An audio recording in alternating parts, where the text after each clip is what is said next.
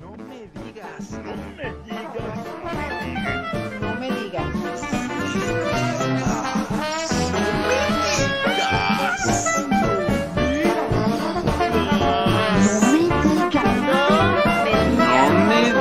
Café con sabor amargo. Señores, gracias por estar con nosotros en un programa más de Café con sabor amargo. Como cada miércoles, con el gusto de tener a don Hinder Peraza Cumán. Hinder, gracias por estar nuevamente todos los miércoles en punto, como siempre. Doctor Gerardo Andrés Gudán Carrasco, es un gusto saludarle, señor, agradecerle el espacio que nos concede a todos los que opinamos en este sitio que es tu espacio del sureste, que está marcando pauta en la divulgación de la noticia.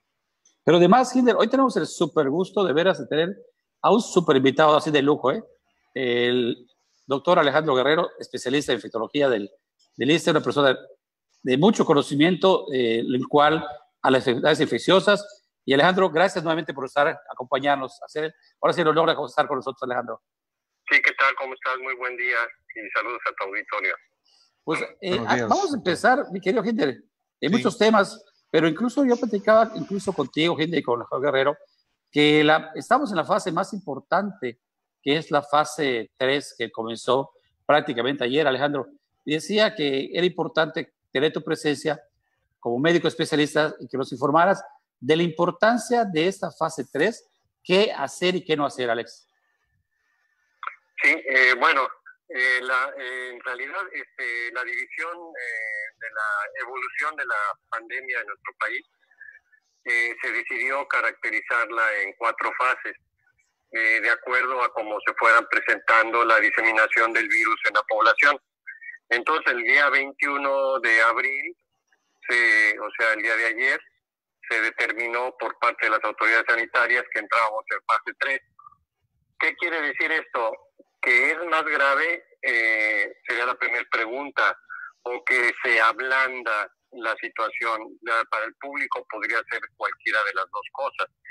En realidad hay que incrementar las medidas que tenía la fase 2.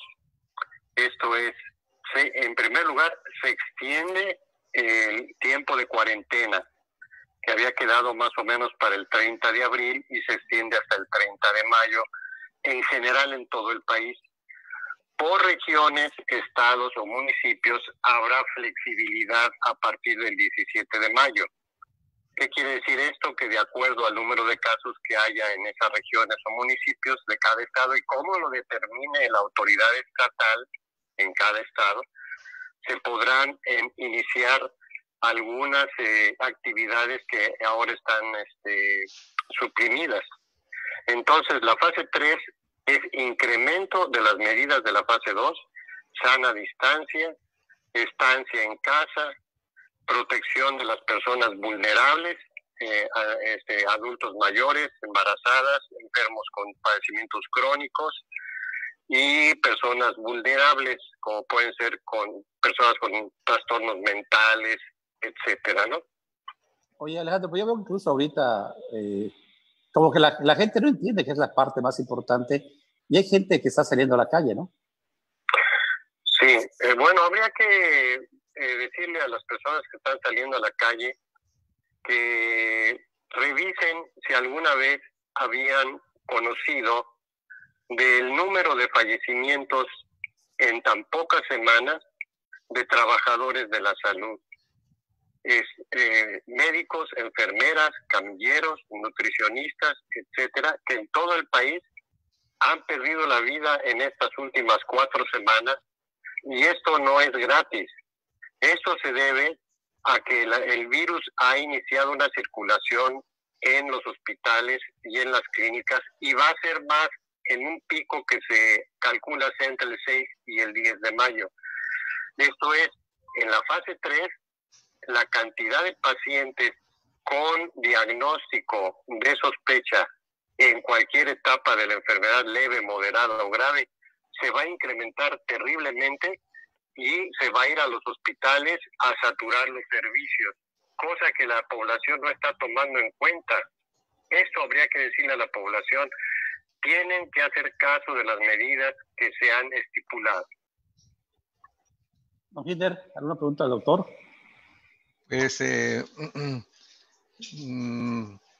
¿cuánto cree el doctor, doctor, buenos días, antes que nada, soy Hinder Peraza.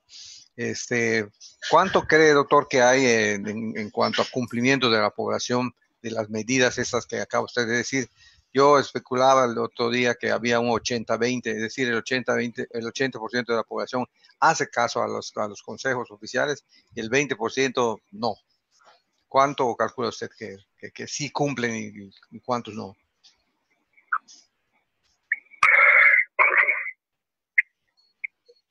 ¿Sí escuchaste, doctor? ¿Nos oye? No, me la repites. Sí, que preguntó, decía Hinder, sí, que él decía que ¿cuántas personas, qué porcentaje de personas son los que cumplen esas medidas?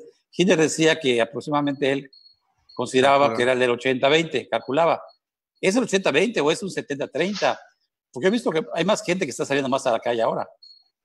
Sí, la verdad es que yo no te podría decir exacta. Mira, la gente puede salir a la calle porque el confinamiento no es totalmente estricto. Claro. Porque hay algunos motivos. Puede ser que esté comprando y yendo a comprar medicamentos, a comprar alimentos, a trabajar. En fin, puede ser que esté cumpliendo alguna labor esencial y esté en la calle. Pero no puede estar en centros de reunión, no puede ir con grupos de amigos. Eso es lo que hay que... Si tú ves más personas en la calle, es posible que algunas estén incluso buscando trabajo, ¿no? Porque ahorita la situación se puso muy difícil. Claro. Oiga, doctor, ayer, ¿me escucha, doctor? No propiamente que anden paseando, ¿no? O sea, sí, en realidad lo que hay que hacer es evitar el contacto. Doctor, ¿me escucha? ¿Me escucha? Doctor, ¿me escucha? Me dice gente que se le escucha. Yo no lo escucho a él, pero a ti sí. Ok. Ahora, la pregunta es, ayer recogimos como periodistas una queja de que en una dependencia pública la gente no estaba usando cubrebocas ni guantes ni nada y atendía a los que iban a cobrar su seguro universal sin ese tipo de protección. ¿Se está supervisando ese tipo de cosas? Decía don Hinder que, doctor, al doctor lo tenemos vía celular, por eso muchas veces nos está fallando la transmisión, pero decía don Hinder que hay oficinas de gobierno en el cual los mismos funcionarios no están siguiendo los lineamientos que se dieron, como usar cubrebocas, y decía, o guantes, y dan unos servicios, ¿no? Y son las imágenes que están dando, que están saliendo y los mismos ciudadanos están pues dando a conocer, ¿no? ¿Qué le parece esta situación? No, pues en realidad depende de la oficina de gobierno que sea. Si es una oficina que tenga que ver con seguridad o con es de salud, Telecom de la 61. O con alguna prestación de, digamos, social. Sí, de Telecom de la 61.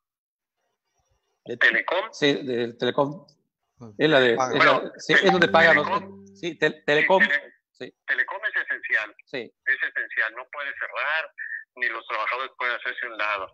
Ahora, pues sí, ahí sería cuestión, digamos, que la Secretaría de Comunicaciones insista en que sus empleados se protejan y protejan al público, ¿sí? Pues, doctorazo, de veras, te agradecemos mucho, doctor, gracias al doctor Alejandro. Aquí de veras era importante tener tu presencia, Alejandro, y te agradecemos mucho que has tomado la llamada. Pues, gracias a ustedes y que tengan muy buen día. Y ya saben, hay que quedarse en casa. Muchas gracias. Sí, hasta luego. Buenos días. Pues, don Hinder, ya escuchamos, quedamos en casa. Sí. La fase 3 es la más importante ahorita, el contagio del 6 al 10 de mayo van a aumentar todo eso. Y yo creo que realmente hay que seguir las indicaciones que se dan, ¿no? Creo que las medidas preventivas, las medidas para ayudar a que no haya más casos de contagio ni aumente el número de muertos, doctor, están hasta ahora bien aplicadas. Hay que insistir, los mensajes pues en la televisión, en la radio, en todos lados, están fluyendo bien. Ahora, yo quería en este espacio que nos estás regalando tú, hacer un poco de proyección hacia adelante, un poco de futurismo. Mira, como te puse en una propuesta de temas muy interesantes. Me gustaría pintar el escenario económico que me parece más probable. Anoche hacía unos apuntes al respecto y hoy en la mañana, desgraciadamente, me encuentro con notas, con información que ratifica eso. Entre ellas el director de la Canacintra, que habla terriblemente de que el país decrecería 10% en los próximos 3 años. Wow. Es gravísimo. Y en el lado exterior, en el extranjero, la Comisión Económica para América Latina y el Caribe habla de que Latinoamérica, el Producto Interno Bruto de Latinoamérica bajaría 5.3%, pero México bajaría 6.5%. El panorama económico no es nada halagador. Podríamos hablar de una catástrofe o un caos poco usual, porque además las arcas públicas van a quedar vacías, doctor, con la estrategia que está aplicando el gobierno federal, que es subsidiar, dar dinero, dar becas. No hay fondo, no hay bolsillo que aguante un ritmo de gasto de ese nivel. O se preguntaría uno cómo le van a hacer. El dólar se va a disparar, va a ser un dólar caro. El Producto Interno Bruto ya se había dicho días antes que bajaría 6%.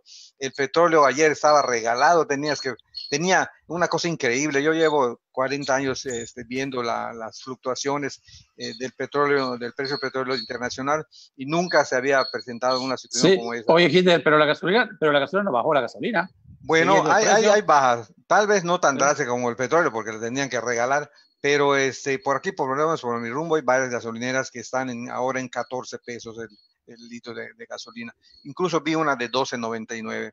En fin, lo grave también del petróleo, doctor, acuérdate que el presupuesto federal tiene como una de sus principales bases los ingresos que se calculan para el petróleo. Se calculó, tú te acuerdas, creo que muchos se acuerdan, un presupuesto con un petróleo de $40 el barril. Hoy en la televisión se alegraban porque había recuperado terreno a menos de $10 el barril. Cuesta más, no sé, si pudieras comprar un six-pack de cerveza que el propio barril. Entre lo que lo que conforma el panorama económico está la mala relación que tiene el gobierno federal de Andrés López con actores y analistas externos. Hay organizaciones como la ODE, como las organizaciones latinoamericanas de Asociación de Impulso al Desarrollo, que hace rato están advirtiendo al gobierno de México que no está haciendo bien las cosas. Sin embargo, muy poco caso se hace. La excepción en este caso sería Donald Trump. Donald Trump está pareciendo un aliado de México. Ha hecho buenas migas con López Obrador, pero acuérdate que Estados Unidos no tiene amigos, tiene socios, ¿no? Y hay que pensar en cómo va a cobrar Donald Trump esa ayuda.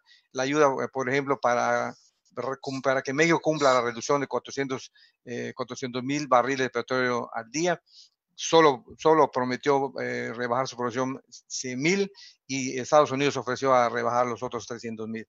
Bueno, pero lo más serio de todo este panorama económico que nos permite temer muchas consecuencias negativas, está adentro, doctor, porque por ejemplo, el sector privado está muy enojado, está frustrado y desconfiado, porque durante todas las medidas que se han anunciado por parte de Andrés López, no han tomado en cuenta prácticamente ninguna de sus sugerencias.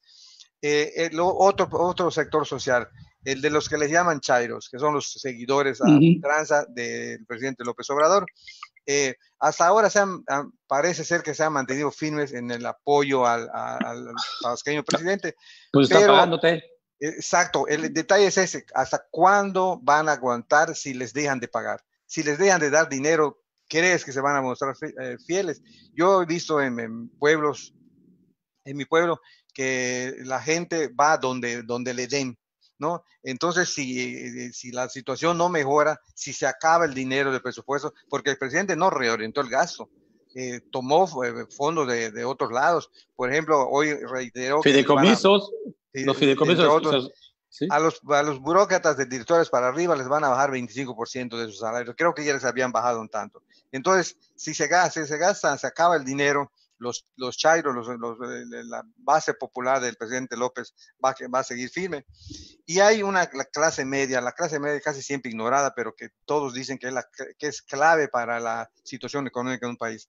La clase media se siente frustrada por enésima vez. Cada vez que hay problemas, a ellos les cargan la mayor parte del esfuerzo. Y en un panorama de pocos empleos y salarios bajos, que lo vamos a ver en lo que resta del año y el año próximo sobre todo, la clase media, esa clase media que sí existe y que cada vez parece clase media va a tener que reaccionar. El próximo año vamos a ver una muestra de lo que del resentimiento social, si la gente todavía tiene paciencia para seguir aguantando experimentos como los que hemos visto, o finalmente ya va a tratar de tomar el toro por los cuernos, ¿no? Yo creo que no vamos a esperar el próximo año. Esta situación mes con mes se va a complicar más. Sí, así es. La situación económica, incluso yo vi que Coparmex a nivel nacional hicieron una propuesta y yo no he escuchado todavía la respuesta del presidente, lo ignoraron completamente. No va a haber, hasta ahorita la táctica que ha seguido López Obrador es ignorar al sector privado. Y no debe ser eso. Si él aspiró o aspira todavía a pasar a la historia de México como un buen presidente, lo que debió haber hecho para lograr esa cuarta transformación que es una entelequia que casi nadie sabe exactamente qué es hacer el cambio gradual, no de esa manera traumática en que la ha asumido. Bueno, el segundo escenario más importante que deberíamos plantearnos es qué va a pasar en el ambiente político. Mira, Morena sigue siendo el dominante en la Cámara Baja y en la Cámara Alta, en los senadores y en los diputados. Y le va bien hasta ahora porque la estrategia de dar dádivas a los pobres como una herramienta electoral ha funcionado hasta ahora. Sí, siempre. Pero ¿cuánto va a aguantar el dinero? ¿Cuánto van a aguantar las arcas públicas? Y la otra pregunta, ¿cómo van a combatir los demás partidos esa estrategia electoral de compra de votos?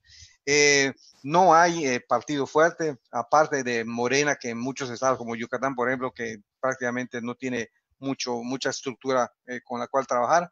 Los demás partidos están tantito peor. El PRI, el PAN, el PRD prácticamente no existe, el PBEN y el Movimiento Ciudadano se van a colgar de donde donde más vean posibilidades. Pero Kinder, en ese punto el problema es que los partidos políticos están completamente, pero así, desacreditados en todo. La única opción que se puede ver, aunque parezca odiosa para muchos, es la alianza, entre comillas, ya se ha hecho la alianza PRIAM. Pero es lo que supuestamente la gente está hasta el gorro de todo eso. Ahora, claro. Entonces, ¿cómo vas a repetir lo mismo? Te das cuenta de toda la situación y todo el mundo manejas PRIAM. O sea, la gente fue lo que llevó a López Obrador al poder. Exactamente. Podríamos repetir el escenario de frustración y deseos de venganza que nos lleven a una situación como la que estamos viviendo. Es decir, escogimos con el hígado, escogimos con el rencor, con el deseo de venganza y nos está yendo de la patada. ¿Quién sabe? Imagínate, por ejemplo, ahorita tú decías, Kinder, viene cambio de diputados federales. ¿Realmente la gente va a querer votar por un diputado priista o panista? O sea, el problema es que si repite López Obrador nuevamente otro Congreso Federal lleno de morenistas, ya nos llevó la tostada peor, ¿te ves? La insinuación del tabasqueño de que la consulta para la revocación de mandatos se efectúa el año próximo va en ese sentido. Es un juego maquiavélico, Kinder. Sí, él estar en la boleta, ¿no? Pues, estar en la boleta posible para favorecer la conservación de la mayoría en las dos cámaras. Y eso no se vale. Pero ¿dónde están las voces fuertes de los de veras, del alito, o sea, ese es otro detalle. Marco Cortés que está hablando. En todo lo que va de la pandemia, doctor, no hemos oído prácticamente a los políticos. Están totalmente callados, están a la expectativa, están como esperando que la gente le eche la culpa totalmente al gobierno federal de López Obrador y a López Obrador en especial. Nadie ha dicho nada. Ahora sí, como las avestruces, todos guardando su cabeza, a ver, que la gente se friegue y que la gente siempre sea la que alce la voz y ellos aprovechar el momento para hacerlo. Oye, ya cansan, Hinder, es lo mismo de siempre, todos ellos. Tienen que tener cuidado, porque acuérdate de la imagen del avestruz, cuando mete la cabeza en la tierra, por cierto, queda bien empinadito, ¿no? No vaya a haber un accidente por ahí. Hinder, aquí, ¿dónde están nuestros diputados? ¿Dónde están nuestros senadores? Más que una senadora aplaudiendo siempre a AMLO, ¿sí? Punto, claro, en todo lo que hace. ¿Cómo se llama? ¿Dónde está Jorge Carlos? ¿Dónde está? Oye, y ese es el problema, Hinder. Hay un panorama alternativo que lo veo lejano y lo deseo lejano, pero sí he oído algunos comentarios en el sentido de que cualquier opción en política que elija el pueblo o que elijan los políticos vaya por la vía democrática. Cuando dicen eso, están pensando en la probabilidad de que el proceso electoral se salga de las manos del control de los organismos que están abocados sobre eso. Si hay mucha frustración, mucho daño el año próximo en cuanto al empleo, en cuanto a las opciones para llevar comida a la casa, esto se va a poner muy difícil. Y hasta los chairos, hasta los que son fieles, pues ellos se guían por quien les beneficia, ¿no? Va a ser un reto. Va a ser un reto que se encauce todo por la vía democrática. Ojalá y así sea y no hayan alborotadores que empiecen a querer llevar agua a su molino en el plan político. Pero mientras tanto, Hinder, la cuarta deformación no camina. Te la tengo al final. El elefante reumático, a ver. Te la tengo al final. El punto 3 que te había propuesto es cuáles serían las reacciones más probables de los grupos sociales.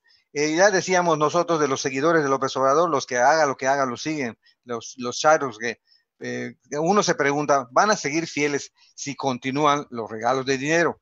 ¿No? Pero si se suspenden, si se acaban los recursos, ¿hasta cuándo aguantará el erario ese manejo del dinero para regalar directamente a las familias? Nadie puede negar que hay millones de personas que viven en pobreza y otros tanto que viven en pobreza extrema, pero una cosa es ayudarlos por 2 meses. En el caso de Yucatán solo les van a dar los 2,000 pesos mensuales, abril y mayo. A los funcionarios, ¿no? A los hijos de funcionarios y a los más favorecidos por lo mismo. No, a los que están... Bueno, porque ese es otro tema, ¿no? O sea, ¿cuántos funcionarios, cuántos políticos, cuántos empresarios están metidos en esa lista? Bueno, sí. Y por cierto, los alimentos que están dando les llaman paquetes alimentarios o algo así. No les dicen despensas, porque tú dices despensas, te vas a reír de ellos, porque las despensas, los paquetes alimentarios que está regalando Taco de Ojo, no sé si lo has visto, tienen más contenido que los que está regalando el gobierno de Vila Dosal. Bueno, entre los grupos sociales hay que ver qué va a pasar con los chairos. Si se mantienen apegados a López Obrador, a pesar de que les suspendan algunos apoyos porque se acabe el dinero, y otra clase social, esta prácticamente la estoy inventando, pero van a ser tantos que ya van a formar una clase social. Los desempleados y los empleados de temporada, ¿no? Todos esos desempleados, ¿qué van a hacer, doctor? Van a salir a la calle a buscar algo que hacer, a robar si es necesario, pero tienen que llevar algo. Ya incluso ayer en un medio de comunicación una señora que se robó 3 pavitos decía, oye, es que no tengo que comer. Y la descubrieron y sin embargo no pasa nada. O sea, y están dándose los municipios. La gente tiene hambre. Pues yo creo que fue de broma, pero en la mañana escuché, creo que en radio, que un proyecto para que yo creo que sí era nada más una fake news, una tontería que alguien estaba diciendo, en el sentido de que se reformarían ciertas leyes para que si robas algo con valor de 50,000 pesos o menos, no te lleven a la cárcel. Eso sería un caos, ¿no? Por más que tenga justificación que está muriendo de hambre y robe, pero bueno, yo te decía, aquí entre los grupos sociales es una clave de la paz, una clave para conservar la paz sería que no predomine la frustración y el deseo de venganza como en la elección que finalmente llevó a López Obrador al poder, ¿no? Ojalá que prevalezca el actuar y el decir del pueblo bueno y sabio, que ya sabes quién dijo.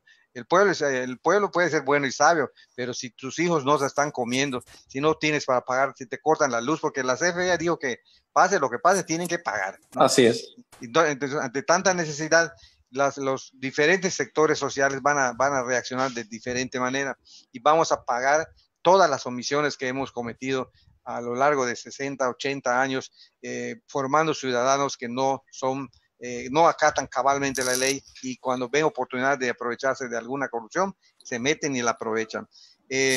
Vamos a tener una sociedad muy fraccionada. Fíjate, un comentario, por ya un comentario, Fernando, dice don Gonzalo, Gonzalo Pliego Ruiz, dice, el problema es que son los mismos haciendo lo mismo, no tenemos a políticos proactivos, solo oportunistas. Gracias, don Gonzalo Pliego.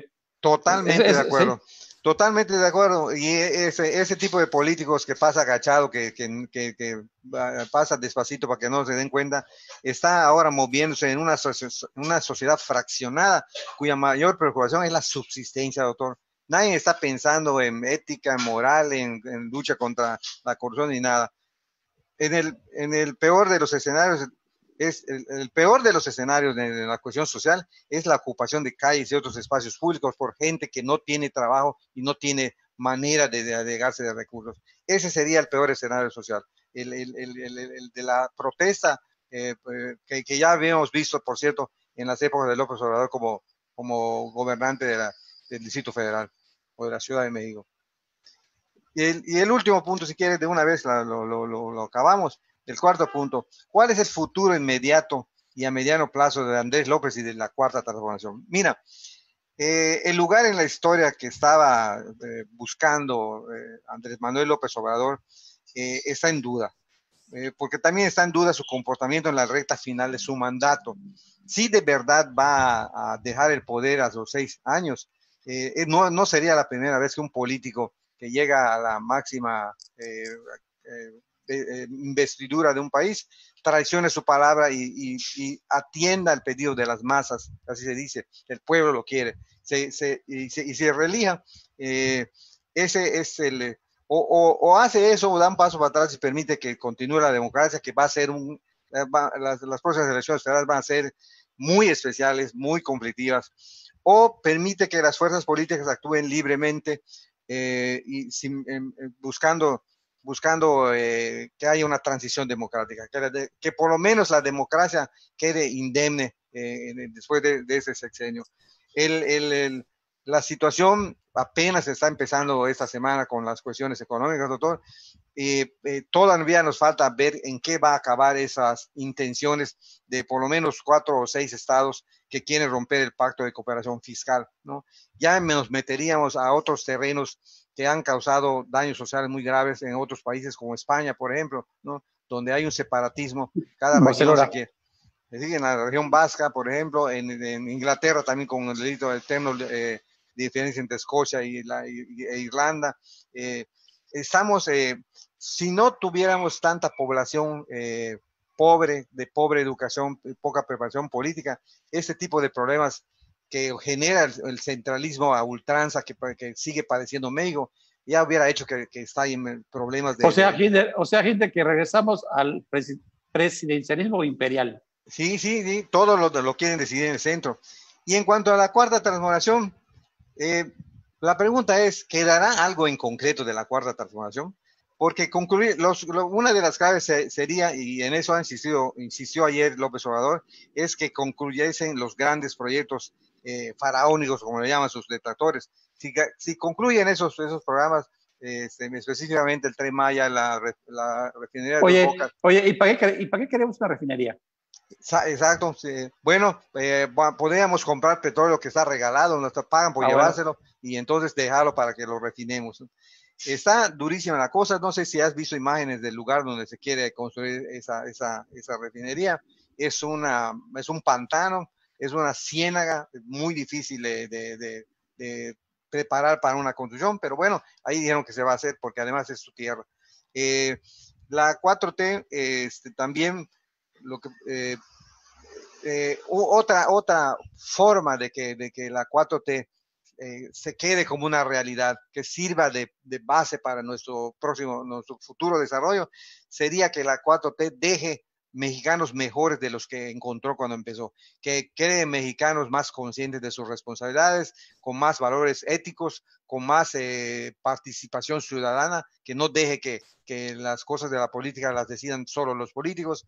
Esa sería una forma de de que la 4T quede sembrada y pueda ser más cultivada. Pero creo que esto es más difícil incluso que terminar las obras faraónicas que ha prometido López Obrador. Y como remate, doctor, hasta ahora, por lo que hemos visto y por lo que hemos visto en los que buscamos información, pero que se ve poco en los medios de comunicación, es que como le está yendo a López Obrador, parece que quedarían pendientes los grandes problemas de México, que son la violencia. Ya has visto que hay días que mueren más por asesinato que por el coronavirus. Quedaría pendiente también de resolver la corrupción, que incluye la falta de transparencia en el manejo de los recursos. Quedaría pendiente la corrupción. No se está atacando de la corrupción. A pesar del discurso oficial, el discurso federal, sigue habiendo mucha corrupción. Y la impunidad. Hasta ahora no nos han dicho qué está preparando el Poder Judicial para esa transformación que quieren hacer de ese poder. Quién sabe, están haciendo las cosas en lo oscurito, pero esos problemas que son los más graves con los que empezamos, no les veo por dónde, no les veo pie ni cabeza de que haya alguna acción firme para reducirlos. Y aparte ahora tenemos toda la cola del COVID-19. Don Hitler, claro, preciso, conciso. Muchísimas gracias como cada miércoles. Al contrario, doctor, muchas gracias a tu espacio del sureste. Te felicito una vez más por abrir. Nos felicitamos. Nos felicitamos y hasta la próxima. Sale. Hasta que tengan buenos días todo el equipo. A ellos un abrazo a todos. No me digas. No me digas. No me digas.